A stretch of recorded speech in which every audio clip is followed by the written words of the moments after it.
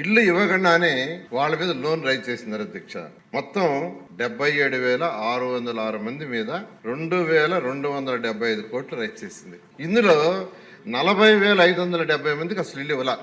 Loan rise చేసింది 77,600 మంది మీద.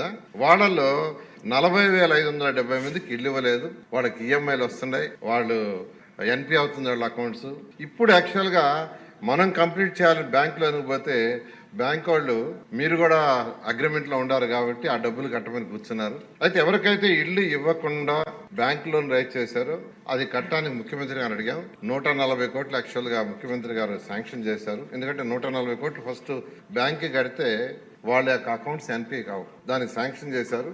ఆ ఫైల్ ఆల్మోస్ట్ ఫైనాన్స్ టెక్నికల్గా చిన్న ఇష్యూలో ఫైనాన్షియల్ డిపార్ట్మెంట్ మా డిపార్ట్మెంట్ అవుతుంది, అది కూడా వారంలో కంప్లీట్ అవుతుంది. అది ఇవ్వగానే ఆ యొక్క 140 కోట్లు కట్టడం జరుగుతుంది అధ్యక్ష.